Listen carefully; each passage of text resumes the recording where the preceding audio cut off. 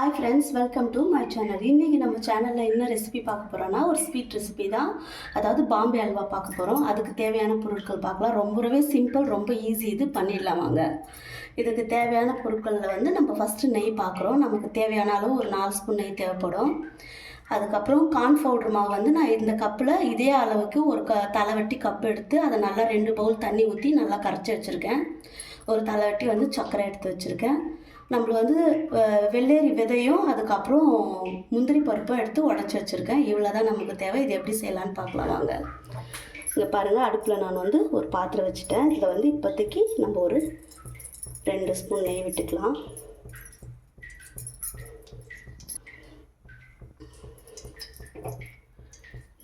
நெய் இப்போ காஞ்சிடுச்சு. இந்த டைமில் இந்த சீட்ஸ் போட்டு நம்ம வறுத்துக்கலாம். நம்ம வறுத்துட்டோம். அதை வந்து ஒரு பவுலில் மாற்றிக்கலாம். அதே பவுல்லையே நம்ம எடுத்து வச்சுக்க சர்க்கரையை கொட்டி கொஞ்சம் லைட்டாக ரோஸ்ட் பண்ணிப்போம். ஒரு பவுல் சர்க்கரைக்கு நம்ம 2 பவுல் தண்ணி ஊற்றி வச்சுருக்கோம்.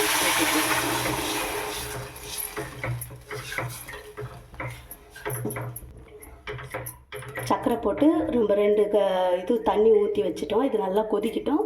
அப்புறமா நம்ம மாவு போடலாம். இப்போ இந்த டைமில் நம்ம கரைச்சி வச்சுக்கிற மாவு ஊற்றிக்கலாம். ஊற்றிட்டு இது நல்லா கரைச்சி விட்டுக்குங்க. கொஞ்ச நேரத்தில் இது கட்டியாகும். அந்த டைமில் நம்ம கைவிடாமல் கொஞ்சம் நேரம் கிண்டிகிட்டே இருங்க. ஏன்னா அப்போ தான் வந்து இது இல்லைன்னா கட்டி ஆகிடும், கட்டிப்படாமல் இருக்கும்.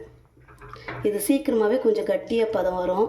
ஏன்னா கார்ன் பவுடர் தானே நம்ம போட்டிருக்கோம். அதனால் ரொம்ப சிம்பிளாக சீக்கிரமாகவே ஆகிடும். பாருங்கள், இப்போவே கட்டிப்பட ஆரம்பிக்குது பாருங்கள்.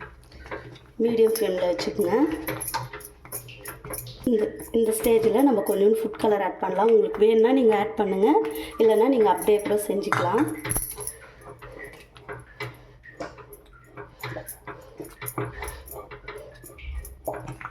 இந்த ஸ்டேஜில் நம்ம கொஞ்சோண்டு ஏலக்காய் பொடி போட்டுக்கலாம்.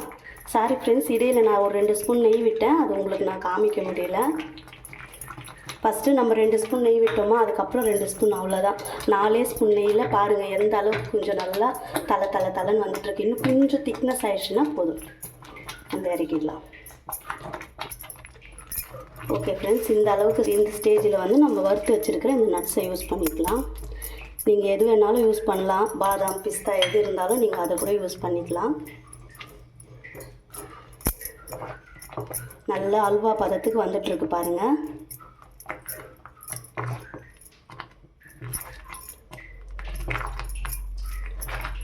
எப்போவுமே அல்வா பதம்ன்றது வந்து நம்ம இப்படி பார்க்கும்போது இது மாதிரி ஒரு மாதிரி லைட் லேயராக தெரிஞ்சு பாருங்களேன்.